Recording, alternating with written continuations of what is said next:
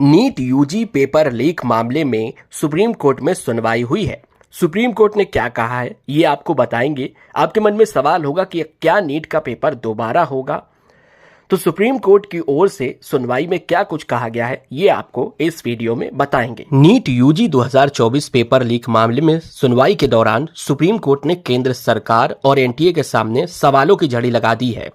Supreme court ने कहा कि इससे इनकार नहीं किया जा सकता है कि पेपर लीक हुआ है।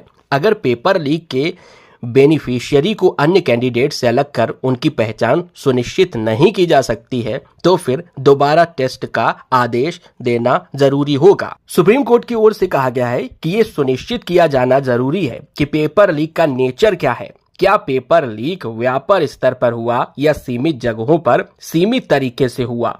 दोबारा टेस्ट कराने का फैसला पेपर लीक के नेचर पर टिका हुआ है। अगर हम इस निष्कर्ष पर पहुंचते हैं कि असल एग्जाम और पेपर लीक के बीच समय सीमित था तो यह निश्चित दोबारा टेस्ट की संभावना के प्रतिकूल होगा। अगर पेपर लीक इलेक्ट्रॉनिक माध्यम यानी सोशल मीडिया से हुआ है तो लीक बेहद व्यापक होने की संभावना है। ऐसे में यह जंगल में आग की तरह फैलेगा।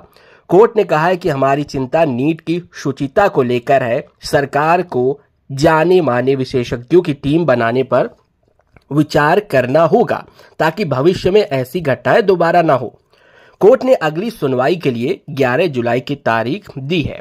कोर्ट ने कहा कि 23 लाख स्टूडेंट ने पेपर दिया है। सभी को दोबारा टेस्ट देने के लिए कहना टफ फैसला है। हम देखना चाहते कि पूरी प्रक्रिया क्या है, एफआईआर का नेचर क्या है। तीसरी बात यह कि पेपर कब शुरू हुआ था और किस वक्त लीक हुआ था। हम जानना चाहते हैं कि गलत काम करने वाले लोगों के परिणाम अब तक रोके गए हैं। साथ ही सुप्रीम कोर्ट ने सीबीआई से कहा है कि वह पेपर लीक से संबंधित मामलों की छानबीन से संबंधित स्टेटस रिपोर्ट पेश करें। कोर्ट ने दोबारा पेपर कराने की गुहार लगाने वाले याचिकाकर्ताओं से कहा है कि अगली सुनवाई से पहले वे लिखित दलील पेश करें। इस मामले में सीबीआई ने कहा है कि अगर स्टूडेंट को परीक्षा के दिन कुछ आंसर याद करने को दिए गए तो हो सकता है कि लीक ज्यादा नहीं फैली हो, लेकिन अगर इस गलत काम में शामिल कैंडिडेट की पहचान नहीं कर पाते तो नीट रीटेस्ट का आदेश देना होगा। उन्होंने कहा कि माध्यम भी महत्वपूर्ण है। अगर सोशल मीडिया है तो लीक का दायरा बड़ा होगा। नीट विवाद पर सुप्रीम कोर्ट ने जो कहा है उसकी 5 बड़ी बातें जाने तो सुप्रीम कोर्ट की ओर से कहा गया कि ये साफ है कि पेपर लीक हुआ है। सवाल ये है कि इसका दायरा कितना बड़ा है। 2 स्टूडेंट्स की गड़बड़ियों की वजह से पूरी परीक्षा रद्द नहीं कर सकते।